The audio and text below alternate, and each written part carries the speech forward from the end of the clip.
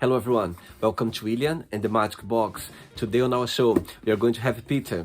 Peter is from London in the UK, so let's see what Peter has to say. Enjoy the interview. Hello Pete. Hi there. Hello. Hello, how are you? I'm very good, thank you. I'm very good. You okay?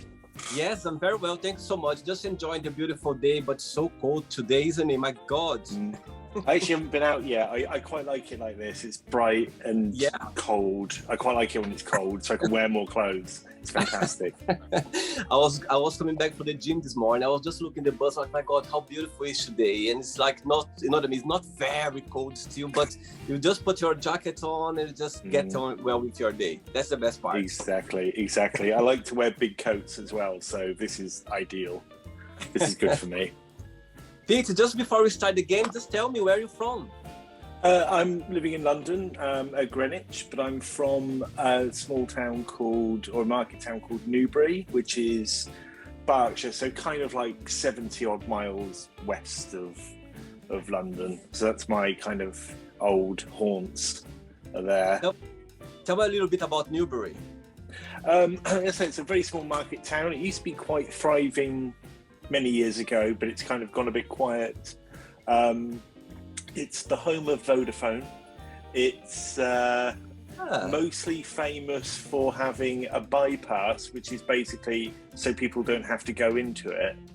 And that's pretty much Newbury. It's it's seen scenes of wild abandon of some evenings, but it's not the same anymore.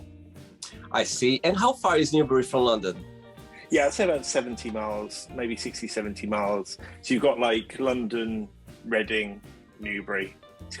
That's sort of where you're going. I see. Towards Bristol and the west. Ah, okay. And what do you do for a living, Pete? I'm an account manager, and I advise and write content for people's websites. So they basically get lots of hits to their sites. I work for a couple of big clients, and that's mainly what I do. So I'm a content creator and writer for people's web pages. I see, and I believe you are an artist as well, painting. Yes, for myself, and my free time is sometimes spent, or mostly spent, drawing men in the nude. Yes, I see. It's my favourite things to do. Very much. Enthusiastic amateur artist. I see. So tell me a little bit about your artwork. When it started, how long you've been doing that for? It's weird because I sort of think, I used to say, I've been doing it about a year or two. I actually think now it must be closer to 4 years, maybe coming up, 5 years coming up. When I came to London, and I was like, I had a few friends, but one of my friends just said, do you want to join a life drawing group that I go to? And he knew I'd done it in the past and I quite like drawing.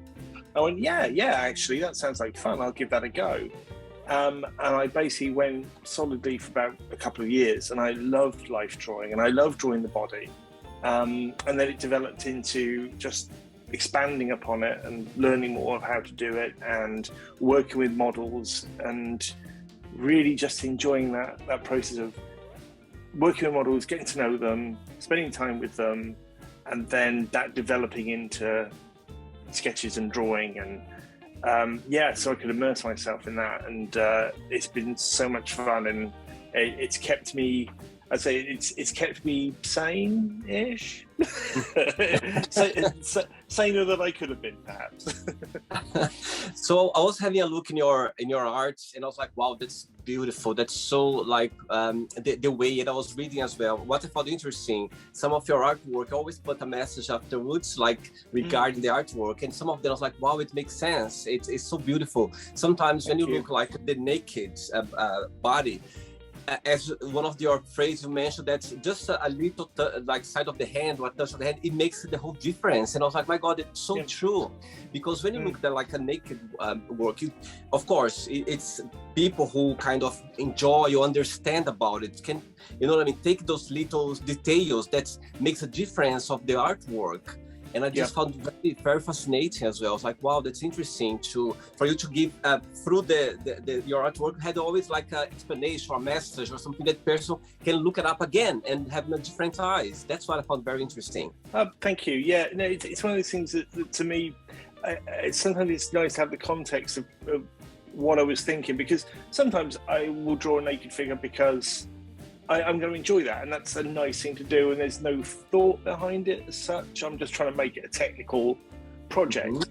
But sometimes it's either something the model brings or something that stands out as it just tweaks the image so that it's unique to what it's trying to say. I don't even know what it's trying to say sometimes, but something comes across, and I think it's something for people to, they can latch on to it and go, yeah, the hand is making a gesture, or the body is moving a certain way, or there's a turn of the head, or it's just little things that humanizes what can be a cold image. Absolutely, and as I said before, when you put those little phrases after all the explanation or different topics, actually you are educating people, or it actually gets people more interested and understand as well about the artwork. That's what I found very interesting. I was like, oh my god, I just felt like going through all of that and read all of that to get to yeah. No, that's nice actually. It's nice that you picked up on that, because to me it's almost just like me going, this is why I've done it. And it's almost like I have to volunteer the information so that it just gives it, because I found it's not quite the same, because I'm not comparing myself to great artists of the past, and I wouldn't dare do that. But I find that you can look at a painting and go, wow, that's really nice, I like that. But when you read up on the artist and the things that they've experienced or come from, or how they've studied, or how they've learned, it kind of almost builds another dimension to that picture, because you start to understand them a bit more. Now, it can go one of two ways, because you can see an artist, oh my god, that's amazing, and then you read more about them and they can be absolutely dreadful people, and it can actually put you off the image sometimes. Absolutely. And the reverse is true, so it's just that thing of me just saying, I'm just trying to put a little bit more of myself into this so that you can see where I'm coming from. And I've learned things. I'm not a professionally trained artist, but I've picked things up and I've learned them. And I'll never say I was self-taught, because I don't think I could 100% say that, because you're always learning from other people, whether it's subconsciously or not. Absolutely. So, it's absorbing things. And it's just me trying to just go, this is how we got to this stage. Very good. And if you can take that away from it and learn from it, that's fantastic. That makes me really happy when people do that. Okay, Pete, are you ready to go on a beautiful journey through your memories in life and to share your point of view? Yes. Such as my memory is, but let's do this.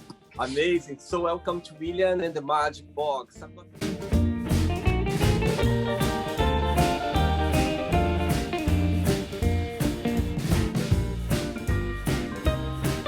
Box, okay, full of random fun questions.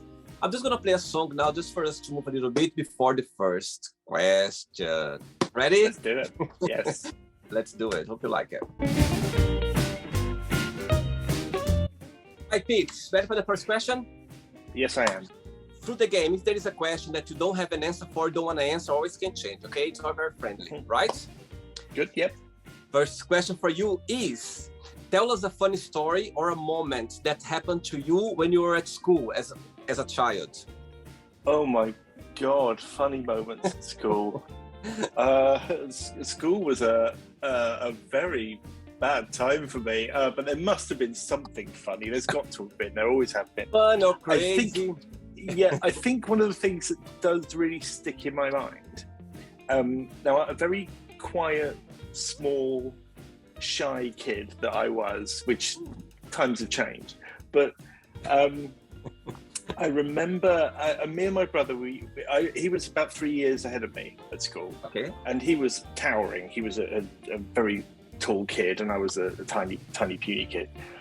And I remember we were having a silly fight about something in one of the kind of breakout areas or something like that. And I picked up a stone to throw at him, because this is the kind of ridiculous violent games we used to do as children. I threw it at him, he ducked, and a window of a wall just completely shattered on one of these doors.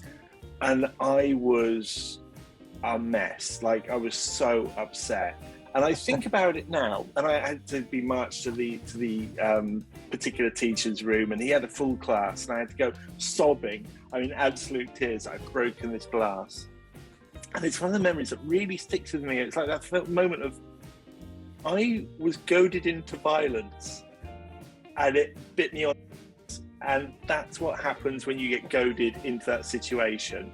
I reacted, it went very badly wrong.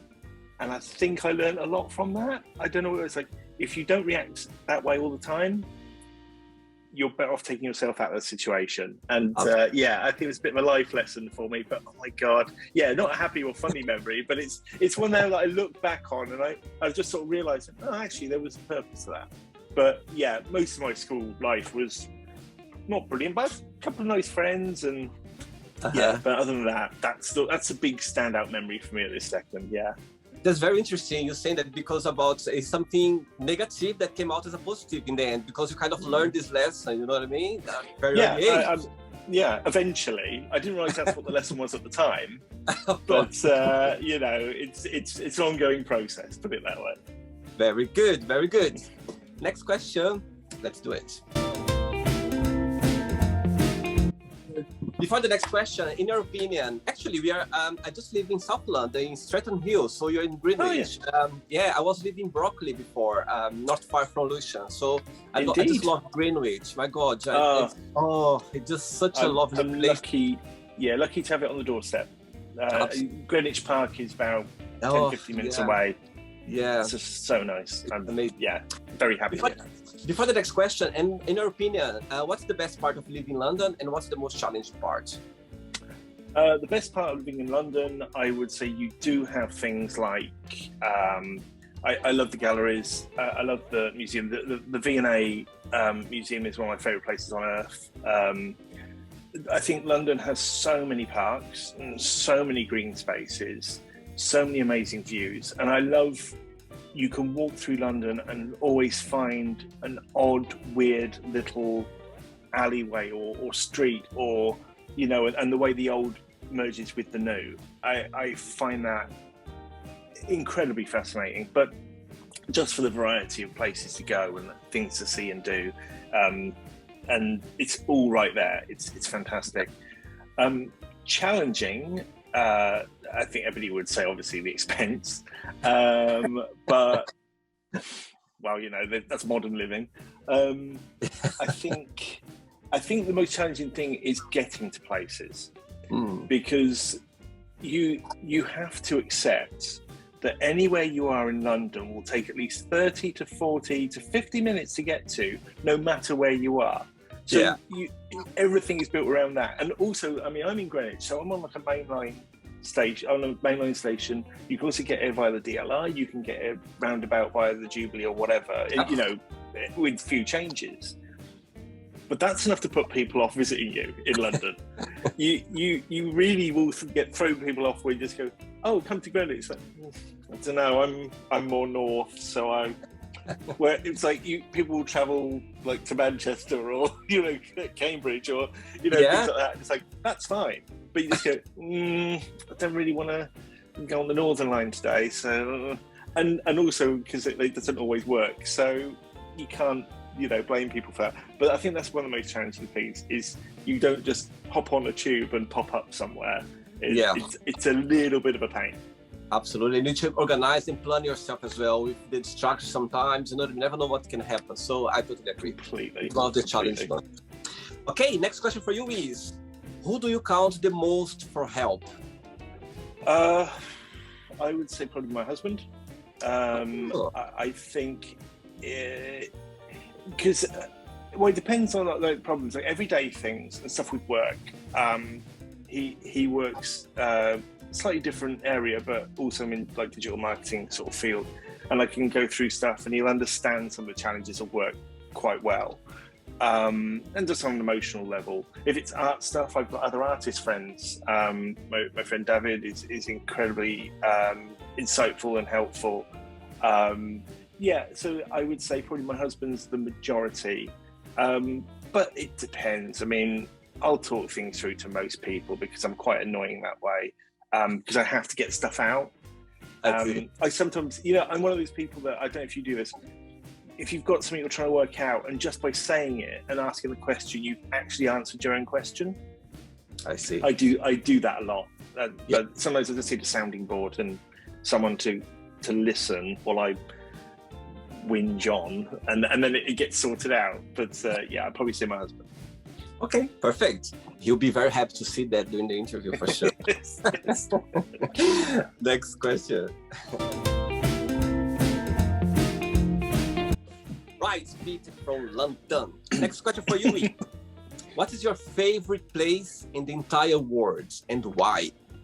Oh, well, I kind of partially answered that when I love the V&A and the cast courts in the V&A, because they just have taken incredible works like, Michelangelo's David, and incredible porticos and doors and columns and things from all over the world, just taking casts and you just go and see them all in one place. But I do love Italy, and I really love Florence. I think that as a city is just extraordinarily beautiful, and I think that's one of my favorite places on earth. I love New York, but there's I don't know, Florence is a bit special, I think, to me. And let's say I'm gonna give a challenge now. Let's say somebody come up to you and say, okay, Pete, you need to live forever now in New York or Florence. Which one do you choose? Oh, that is a good one. As I can't speak Italian, New York would probably win. But if I did speak Italian, I'd be going to Florence. I like your answer, your excuse. I like. Yeah, that is it. Totally an excuse, but it's you make life easy for myself. Next question. Pete, before the next question, and what do you like the most about your job?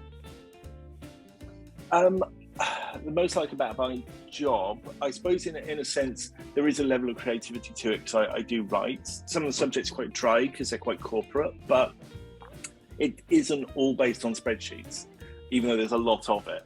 So I would say that's probably fair. And I work with some incredible, lovely, wonderful people. I've got a sort of little group that I sort of work with still, and they're people I like to spend time with, which is very important in any job, because makes a difference. It makes all the difference. Yeah, it takes the edge off. Absolutely. A crap day, So, I would say that's it. Obviously, the people and the fact that it's also. I mean, I complain about it and I have trouble with it and I whinge about it. I've had way worse jobs in my life, as many other people do. So I have to have a little bit of a kind of keep my feet on the ground a bit and say, Pete, just get over yourself and, turn up and they'll keep paying you. And what can make you annoyed? What can make you regard the job? What's the challenging part of it? I think anytime I've come unstuck with any jobs, I mean, it's not even like challenging things, because I kind of work it out. I get a bit panicky if it's something new, and I do worry, and I kind of ask a lot of questions. I'm always kind of like unsure, but you get past that and you've learned and picked it up. But those bits always unsettle me, and I don't like being unsettled at work. But that's part of everyday life and everyday work. But I think it's when I find you can get bogged down in certain social political stuff that so-and-so doesn't get on with someone else and that sort of stuff, and it happens. It's a clash of personalities and that sort of thing. Yeah. It can make the day long. Good gossip can help. It's a two-way street on that one. But I get sometimes I'm just a bit. I don't need to know. Who's got beef with who always. I just want to get on with stuff. But I know people I work with say I'm absolutely lying, and if there's some really juicy gossip, I'm probably all ears, to be honest. I like your honesty. Oh, funny. Pete, the next question for you is, what's your favorite TV show? Doctor Who, without a shadow of a doubt. Nothing compares. It's the best show I've ever seen. For me, it's been something I've loved since a child, since like the late 70s, and it's so integral and important to me. I adore it in all its iterations and forms. It's my favorite ever show. When I was living in Broccoli, I had my landlord, my friend. He's English as well. He's a big fan of Doctor Who, and I remember at his place in the living room, he had some kind of the characters. Like it was I'm sure I watched one or two, but I don't remember. Let's see. Hang on. So I've got some of the doctors up there of the TARDIS. Oh my God, that is impressive! Oh wow! Very good. So I have one or two bits myself. Yeah. So yeah, it's always been a big thing in England, isn't it? It's a very good, well-known series. Doctor Who. Yeah, it's quite a cultural sort of show for the UK. And people sort of always know it, even if they don't like it or they're not fans. There's stuff they know, Daleks, TARDIS, all that stuff. It's common knowledge. It's interesting because when I do interviews, like people around the globe and people from America as well, it depends any topic come about England, they always mention Doctor Who. I'm like, oh my God, there's always something. They always mention, I've been in England and actually I started to watch Doctor Who, or some people regard Doctor Who, or there's always like a comment. That's what I found very interesting. I was like, my God, that's something to remember and to be proud of. It's everywhere. Yeah, it's everywhere. Next question. Let's do it. Okay. Next question for you is, what do you most like about yourself? Oh, wow. What a question.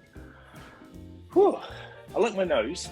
I don't like the nose hairs, but I like the nose. I like that I can draw. I like that I'm mostly in my life, apart from a few exceptions, been able to surround myself with pretty good people. And when it hasn't been the case, it's been pretty obvious that, they're not the right people to be around. So, and I've learned that more over time. But I think that's one of the things. It's like I'm quite fortunate in my life, I think. But either good people or my nose. and the drawing stuff as well. I like that. The drawing stuff is probably my favourite. So you always get compliments about your nose, like it's a beautiful nose? No, it's just I like it. I just like it. People don't care about my nose. I'm just a fan of my nose. I'm afraid to say from now on, people are gonna watch the interview, they're gonna get to see your nose now, like in real life. What is special about his nose? I need to see that in real life. I think I love it. Yeah, it's just. It's such a standout part of my face. Good, very good, absolutely. I love it. You're very confident and you like that. Why not? I love it. Next question.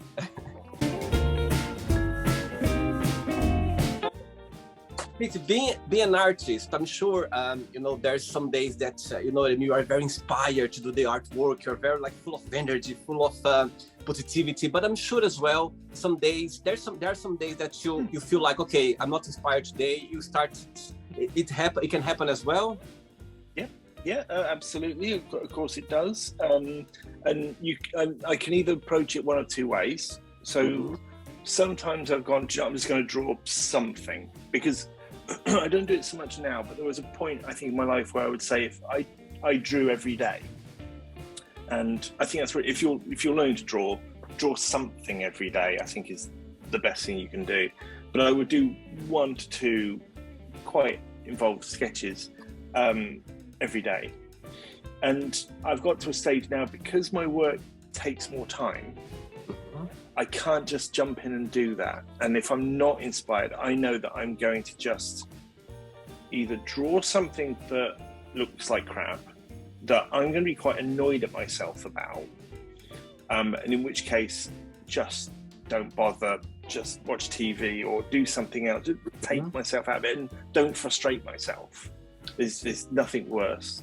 But sometimes, do you know what? I'm just going to scribble some colours onto a piece of paper and just make some marks and just play about with stuff. It doesn't have to be anything. It's for me. So I'm not painting the Sistine Chapel here. I'm doodling some rubbish. So I've lost nothing. So I can go one of two ways. But if I just want to get my pencils out and have a scribble, I'll do that. Nothing lost. And that usually kicks something off to help me out. But yeah, it can go one of two ways. But of course it happens. And, you know, if you're tired, listen to what your body's doing and behave accordingly.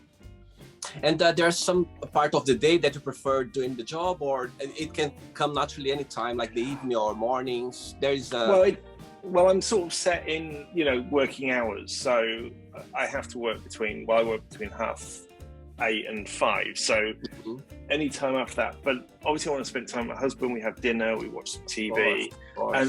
And so it may either be early evening or like, I do quite like working into the night.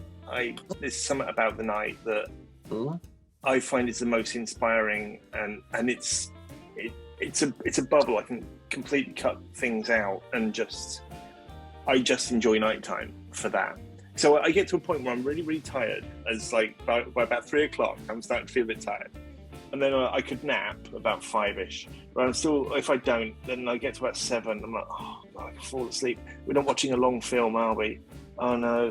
And then by 9, 10 o'clock, I'm like, right, wide awake, ready to go. Let's do something.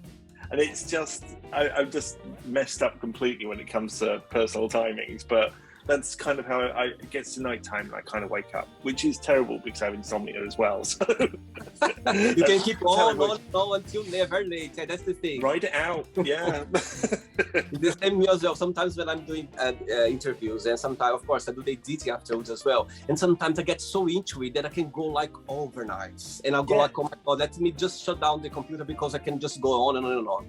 That's what happens when you do something with like passion, with it just can go on and on. But of course, have your work as well. Your life doesn't stop because I've got to. Yeah, if I didn't have work, I do think, and it probably would upset my husband, but I probably would end up like 3, 4 in the morning and go, oh my God, because I've done that. I thought I've sat down for 10 minutes doing something, and I've lost 3 hours.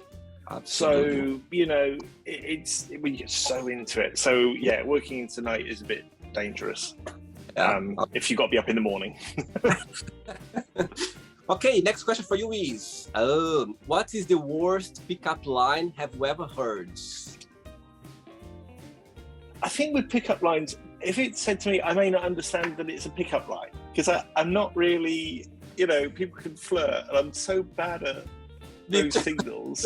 Yeah, and you answer questions quite earnestly. Oh, I don't think that's the case, no. And, you know, so I don't always pick up on pickup lines. But I've heard some dudes, I just wish I could remember some. Maybe it'll come to me now that I've got the thought in my head. But yeah, it's mainly overhearing or what women friends of mine post on things that they've got from Hinge or Bumble or some of that. There's some random stuff out there. It's like, you seem to have nice hair, or, you know, they're really kind of half-assed and kind of,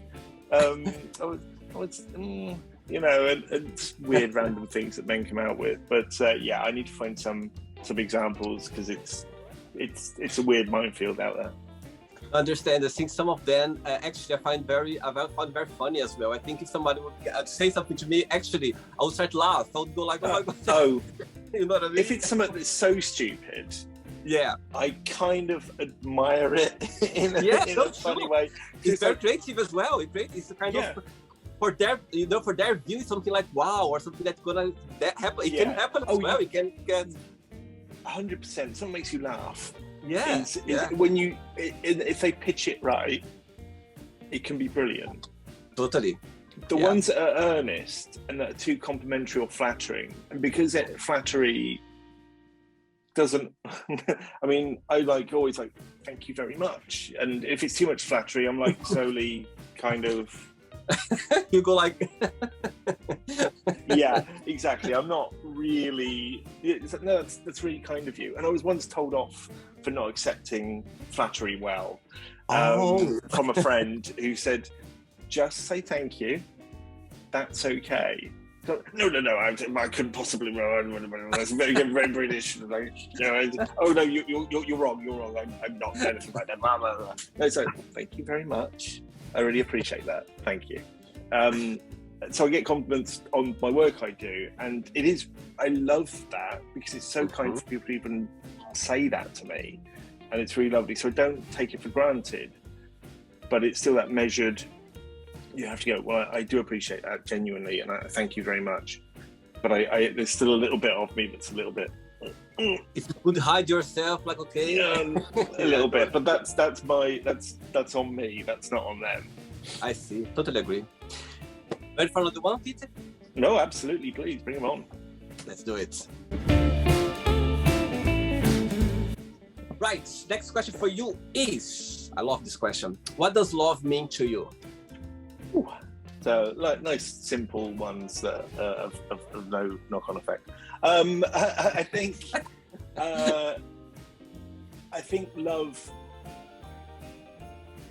God, it takes on so many forms. It's not an easy answer. I think love is, if you're feeling love from someone, you have a sense of being able to be yourself. And I think love is something that, it's hard to do this without cliches, but I think love is something that you can respond to and understand, and it comes in different forms. I think it's not always deep. I think it's sometimes a real love comes from fondness and friendship. I find it a hard word to say sometimes because I think it also has a bit of, there's a lot of connections behind the word. So when I do say it to someone, it's quite well meant, and it's very, because there's one thing that I found I was doing, and I think it's a problem, is when someone says, "Oh, I love you," and I say, "I love you too," and it's a throwaway, and I don't like doing that. But I think the actual term love, I think, just means that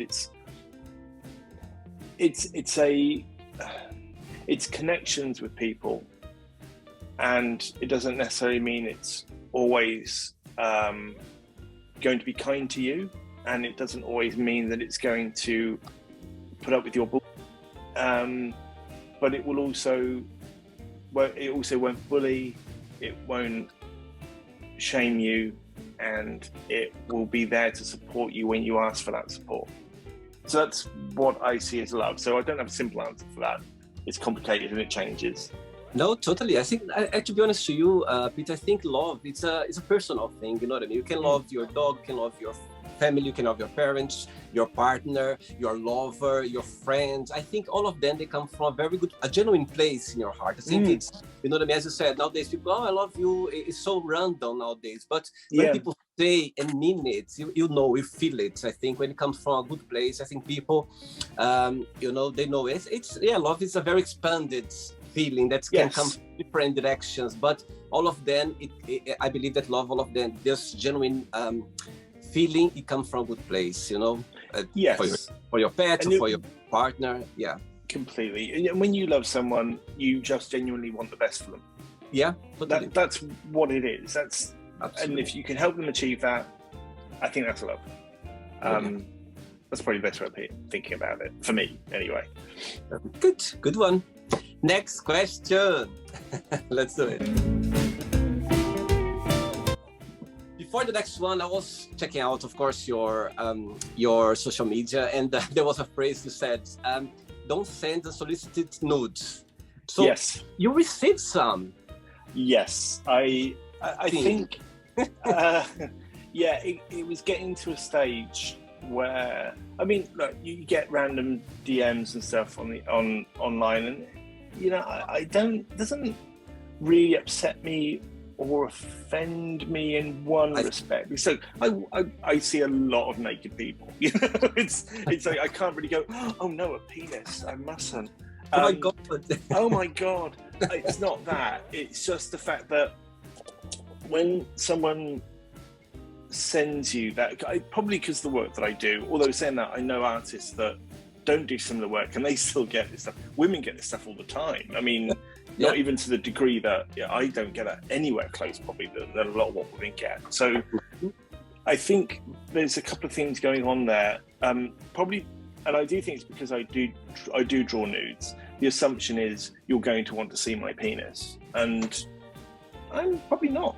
If you're good, you do you, but I don't need to see that.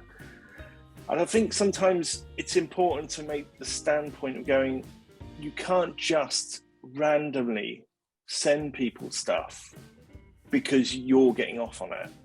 You know, this has to be something that it's quite disrespectful to me. It's disrespectful to anybody that if you've reached a point you have conversations with people and it goes a certain way, more power to you. Have fun with it, and you know, no judgments there. But making the assumption, and just because I do work with nude imagery, I mean, I've been sent all sorts of things, and I don't even draw some of the stuff that I've been sent, you know, which is quite graphic.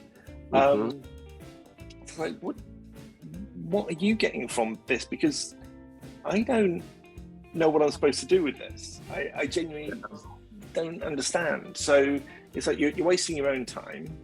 Absolutely. And you know, I'm just confused here. So it's got to a stage. It's like, let's just save us all a bit of hassle, and I'll just say, just don't send me that. If we have a conversation and we get to that stage where I will see you naked, that's the discussion. It's a different approach, isn't it? It's a different Very approach. different. Don't assume that people want to see you naked. Absolutely. And I think people should understand that you're not just because you work with nudes, you're gonna see like nudes, different angles, whatever. It's just about your art. It's about connections. I'm sure for you to do this art, you need to be connected with the, you know what I mean, the model. That's important to me. Yeah, that is very important to me. That I work with models, and I tend to work with a small group of models. Occasionally I might work with new models, and that's, you know, that's fine. But these people I've got to know, and we're just catching up sometimes. And it's one of those things where they'll be sat there naked, and I'll have a cup of coffee or something, and I haven't thought about them being naked. We've just been chatting and catching up. And it's, oh, actually, no, we've got some work to do. Oh yeah, but I forgot they didn't have their clothes on. You know, and that can happen as well, because it's like it's perfectly relaxed. But to your point about exploring nudity, I think has an incredible effect on someone. Like I've modelled, and I don't have a very good opinion of my own body, and I'm not comfortable with it. But when I've modelled, occasionally I've felt I don't think I feel comfortable. But that's me. That's not the artist. That's me looking down and going, not like this today. But sometimes, and mostly, I'll see the drawing. I'll see myself through their eyes. It's not quite like a photograph, and of course, photographs have their own magic. So it's a different thing. But it's like you've taken the time to draw me.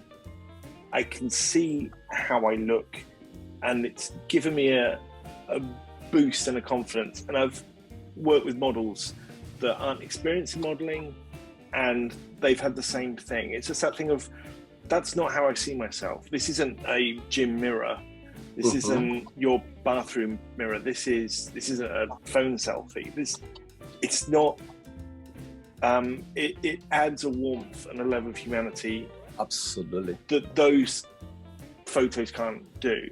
Then you have professional photographers that can work, as I say, their own incredible skills with lighting, and you can see a beauty in yourself that you don't get to see normally, but they can bring that out. So I think that's the beauty of art when working with a model.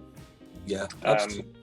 You know, and same with models that aren't professional, it can be good for the confidence, I think, sometimes. Next question for you is, what is your all-time favorite band and why you consider that? Kiss. All right, all-time favorite band. Yeah, absolutely. The full-on 70s glam experience that is Kiss. Kiss was introduced to me by my brother, and you know, I like all kinds of music, but there is a real nostalgia. And I was about, I suppose it was the 80s where like they sort of made it in the UK, because I sort of I knew of them from comic book ads and things like that. You saw in old comic books. I found them very scary when I was a child, and then I just got into just the fun of it.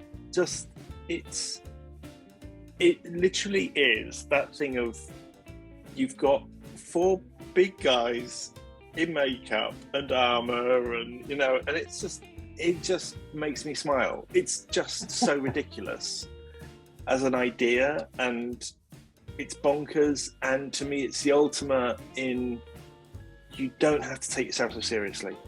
You just have fun. So they're my ultimate favorite band. Other than that, Madonna is always going to be my favorite artist. Wow. Always.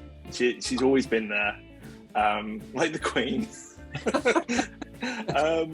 But yeah, just again, an artist I grew up with, and you know, I find her absolutely bonkers, and sometimes you're like, what are you on about now?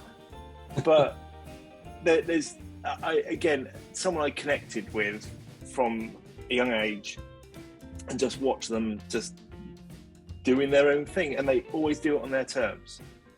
Madonna does everything on their terms, that I admire. I'm gonna put you in the spot again. Just one song, favorite song from Kiss, just one, and one favorite song from Madonna. I Stole Your Love by Kiss, because it's quite punky and cool. And from Madonna, oh holy, Jesus. Okay. My current favorite is I'm Addicted, which is an album track, but I think my all-time favorite is probably Open Your Heart. Sweet. Yes. I've got 3 questions left for you, Pete. Let's do it. Cool. If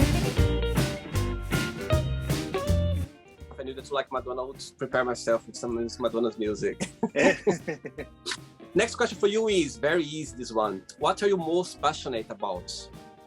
It's the painting and the drawing, rather. I don't really paint, I draw. It's my artwork, because there's very few things in my life I can lose myself in quite the same way. And I went from going, oh, my little drawings, my little sketching. No, these are good. I'm good. I'm not comparing myself to anybody else. I'm just developing it for myself, and it's an ongoing thing, but it's very important to me, because it's the one thing that I have control over, that's mine. One of the few things in life, if you can get something in your life that that's yours, that you call the shots on, no matter how big or small it is, it's so important. It's yours. Hold on to that, because it's, yeah, as I say, it doesn't matter if it's huge projects, or you enjoy knitting, or you enjoy time in your car, or anything that's yours. Try and hold on to it as best you can, because it's the thing that you can come back to, and it's your anchor, and it saves your life, I think. Absolutely. On some degree, yeah. Totally agree.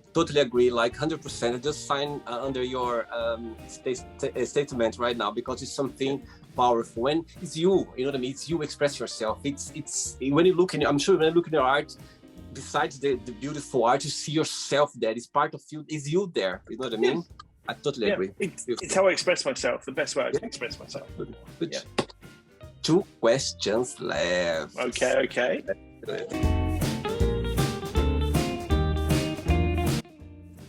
The next question for you is, define yourself in a season of the year, and why? Autumn. I'm very autumnal, or autumnous. Just because I think I'm not always the warmest person, but I represent a certain coziness. I think I love I love the autumn months. I think just that thing of I'm not bitterly cold. I'm not a completely standoffish person, but I'm not everybody's best friend the whole time. And I think that could be shown in like the cold winds of autumn. But you can sit down with a nice cup of hot chocolate by a fire and a cozy knit, and just everything's cool. It's autumn for me. It's your birthday around the autumn as well, or not? No, August. So just at the tail end of summer. Yeah. No, somebody told me that you feel very connected with the season when you were born, and for me it works pretty well because autumn is my favorite and my birthday is in November, so it works pretty well. Yeah. No, I just really hated high summer. I hate summer. I hate the heat. I'm quite vampiric. I always make this joke. I was in the office the other day and there was sunlight streaming directly on my face. I was like, I don't need that. Nosferatu. That's basically me. But I love the autumn when it's the weather like that, like light, beautiful, sunny, and cool. The look at the small. Yeah. Oh, beautiful. But I do like strong winds and gusts. And like the leaves blowing and all. How about the colors? The colorful time. Oh, it's just gorgeous. Absolutely, 100%.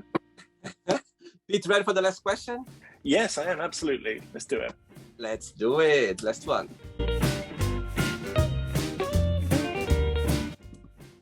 Before the last question, what's the most positive thing you took out of this challenge moment that the face has been facing for the last 18, 19 months regarding COVID? There's something positive? Yes, I think actually, there is something that was very positive for me. I used to think I was very much had to be life and soul of the party, and I used to be like, let's all go out, let's drink and all have fun and da da da da. And what I noticed when not being around so many people all the time, and the industry I'm in is quite boozy, and at the end of every week, pretty much everybody go to the pub, or that it was very much focused on that, and I do enjoy that to a certain degree. But what I realised, taking myself out of that, I mean, I'll have a bottle of wine at the weekend, and that will do me, and I like that. I'm happy with that. But I think since I've gone away from that, I realised how much of an introvert I am, and how exhausting I find that kind of environment now. And what I was doing was, I can only have a good time in that environment the more I drank. So I now realise, so it's that kind of social anxiety thing is very much prevalent with me, and I'll end up at like 11 o'clock, quite drunk, making my way home and feeling like terrible for days after, like tired and all that sort of stuff, and losing my time, which really annoys me. So I think coming out of that and coming out of that cycle, I can now go, do you know what? I think every Thursday we have drinks put out at work, and I'd be like, you have a good time. I'm going to head off home, and I can now say that, and even in social situations with my husband and our friends, my husband's very good with that thing of, if we just do this, say if we go for a brunch and we're there until about 2 or 3 or whatever, he may go on and carry on, but I said, is it okay if I'll just head off? Because I've had fun. It's been lovely to see everyone, but I'm good to go now. So, yeah, absolutely fine. You have to do what's right for you. So it's having the boundary and realising I needed the boundary. And that's not to say sometimes I won't go out, have a great time and go on into the night if I want to, but it's there now that I don't always need to. And I think it's helped me reset that need to be the centre of attention, life and soul, to stay drunk, to have a good time, to be amongst people that I like being around, but they now know it's okay, Pete, you want to head off, you head off. So I think that's been the most valuable thing. And just all the time I had, I was lucky enough, well, it depends, people call it lucky or unlucky. I was furloughed for a bit. So that was part of that thing. And also I could throw myself into drawing. So my skills kind of, skyrocketed over that time. So, but I think on a personal level, not having to be out drinking all the time and detach a little bit and understand my own limitations in that environment. Very good, very good. Ready for the last question? Let's do it. What bores you? Queues. I hate queues. I am bored by focusing on minute details when there's a bigger picture, and I do this myself. I hate it when, and I say I do this, I know people do this, when you know there's something needs to be done, and there's in a work environment, for example, you've got to get a report done, and you've got to get, and someone is quibbling over a particular layout of a spreadsheet. Like, this is not important now. Can we just move on? So quibbling over little details when it's a bigger picture, and waiting and queuing, I am no patience at all. I'm very much an instant gratification person. I'm not very good at abstaining from things, and I am very much, if I want to do something, or I need to do something, or I want something, kind of want it now. Fast, quick and fast. Yeah, exactly. Right, Pete, let's play now the word association game, okay? I'm going to give away some words. Just tell one word that comes to your mind. Quick thinking. Sure. Friendship, one word. Care. Love. Trust. Money. Things. Family. Safe. Sex. Fun. Life. Complicated.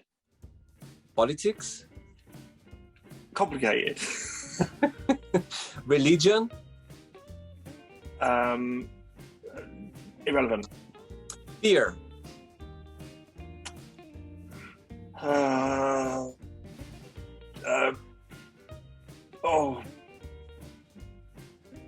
Darkness. Okay. Desire. Heat. Regrets. Waste. Success. Measured. Wish.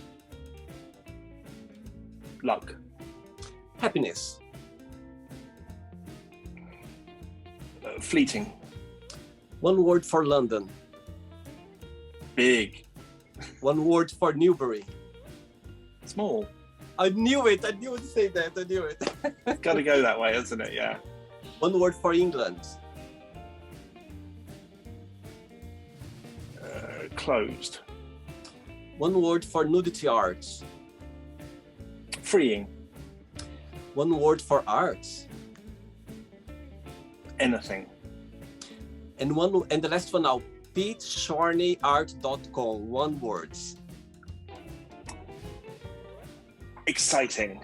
Oh, did I say your surname right? Did I say right? Your surname? Absolutely.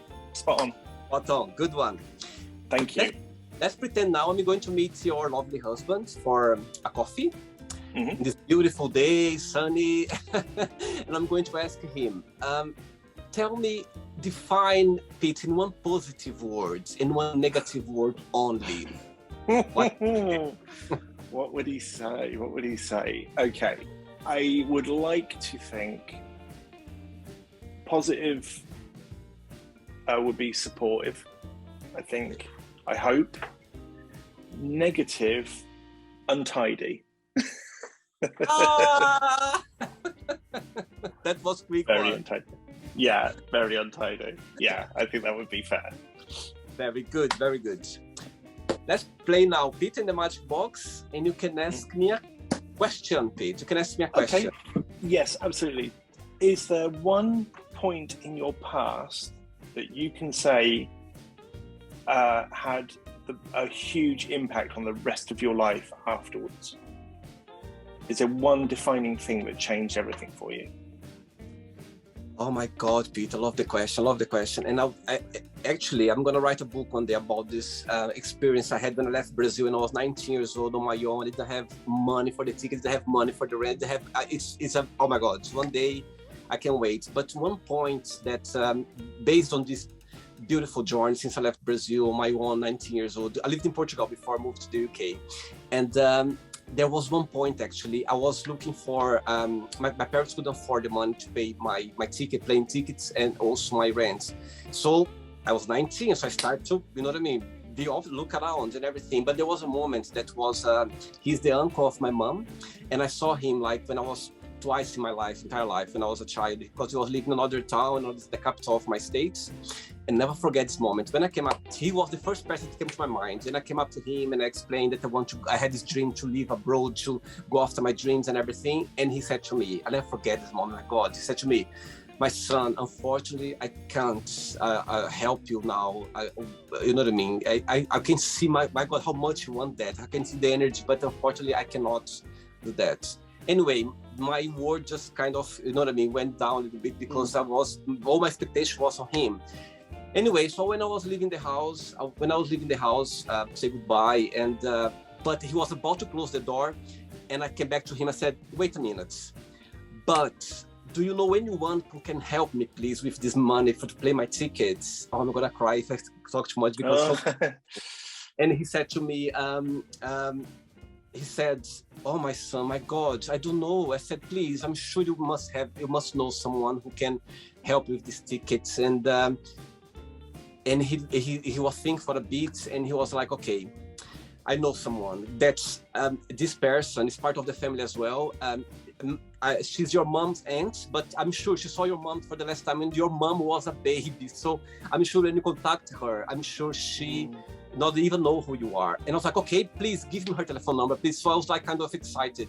Anyway, I'm not gonna go through in details because it's a long story, but just I think this moment, Pete, for me, when I was about to leave his house, and actually, by the way, she paid my ticket. I mean, she paid the ticket for me, but it's another long story. And one day I come for coffee in Greenwich and I can talk about the story. Yes, please. But anyway, so she paid my ticket. I got goosebumps now. She paid my ticket and I paid the money back when I was in Portugal. Like I was sending every month for her.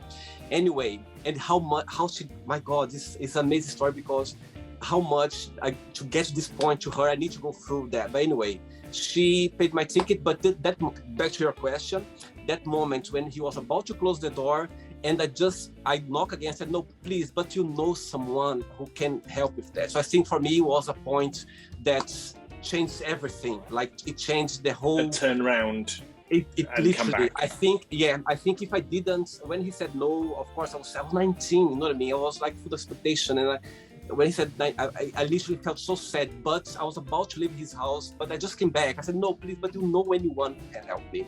I love the question, Pete. My God, I love the question. I love it. Good. Yeah, no, I love the answer. That's incredible. That's fantastic. But one day, now there's opportunity for me to meet up. I'm going for a coffee one day in Greenwich, and I'm going to tell the whole story. I'm going to be a lot of tissues as well because do. I'm going to cry. But anyway, I think life is very fascinating, and I think you know what I mean. Sometimes you just need to, when the door closes, you know what I mean, try to reopen again or try to knock again and try to do, because you can find beautiful things out there. When people say no to you or say no, try to understand why this no came along and try to get into it and open this door, because it can be beautiful things. And I wouldn't be able to be here sitting with you right now if I didn't knock the door again. Exactly, that's brilliant. That's really good. Pete, did you have a good time? Did you enjoy the interview? I've had the best time. I really enjoyed this. Thank you so much for asking me to take part. Just really lovely. Lovely way to spend an afternoon. Thank you so much. Thanks so much. But before you go, I would like to share a positive message, a positive quote, something that's inspired. A positive quote. I think this is actually attributed to RuPaul, but it's one that's, I think, really powerful. And it's, and I'm not much of a quotes person, but what other people think of you is none of your business. And that is one of the few quotes that I can actually go, I get that one. And that's helped. I love it. That's one of my favorites, actually. That one means a lot. Pete, thank you so much. It was a pleasure connecting with you. My God, I could be here another hour talking with you about art, about life, about London, about everything. I could be another hour for sure. But anyway, you are my neighbor. Thank you so much for the interview, and we keep in touch, okay? We keep in touch. Thank you so much. Our weekends, okay? Thank you very much. Thank you so much. It was a pleasure. Thank you, William. That was lovely. Keep in touch. Bye-bye. Yeah, oh, good luck with it. Bye-bye. Take care. Bye. So, did you like the show? Don't forget to give a like, share it, and also don't forget to subscribe to the channel. And if you'd like to be part of the show as well, first, subscribe to our channel, and after that, just go to our website, www.williamandthemagicbox.com, and send us a request saying why do you like to be part of the show. And I see you there. Bye bye, see you next time.